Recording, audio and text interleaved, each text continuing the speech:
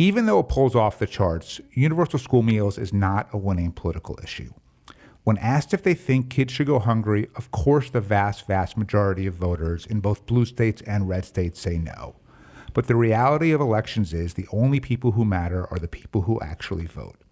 The kids who get free meals at school can't vote, and statistically speaking, their parents rarely vote either, nor do most people. Turnout in primaries, where most elections are decided, is typically around 10%. So while in a vacuum voters support feeding kids, if you're a governor trying to allocate scarce resources, picking a cause that can't benefit you electorally is bad politics. That's the math and reality of this business. And it's why two of the leading candidates for vice president, Pennsylvania Governor Josh Shapiro and Illinois Governor J.B. Pritzker, chose not to put universal school meals in their budgets.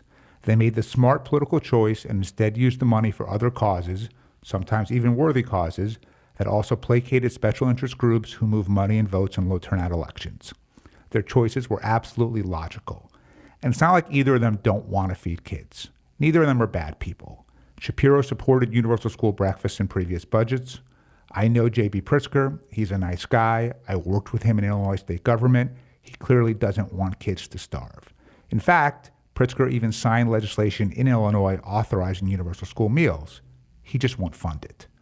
But Shapiro and Pritzker, when it comes down to it, are politicians and they behaved as such.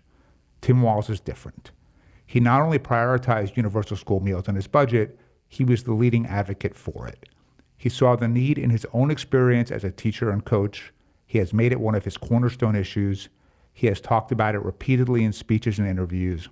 When the cost grew beyond estimates, Walz's response was, "It's an investment I'll defend every damn day." He sees it as one of his greatest accomplishments simply because if you're the governor of a state and if feeding kids isn't your priority, what are you doing there? Walz put helping people ahead of helping himself. The politics for Walz prioritizing universal school meals wasn't any better than it was for Shapiro or Pritzker. He just decided that feeding kids was more important than improving his chances in the next election by a few tenths of a percent. And while Walz was the only governor who was in contention for VP who did universal school meals, he's not the only governor who made a moral choice over a pragmatic one on the issue.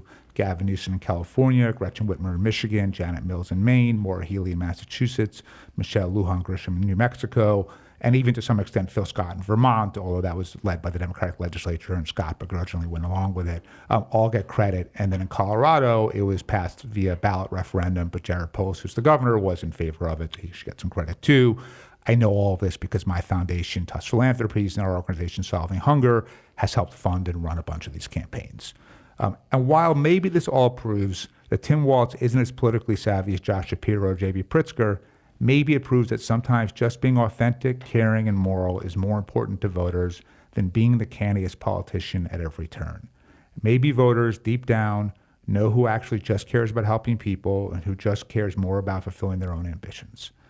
Maybe the same qualities that Harris identified in Walz as the right running mate are the same qualities that led him to decide not to act in his immediate political interests when he put funding for school meals in his budget ahead of something else that would have, on paper, potentially generated more electoral benefit.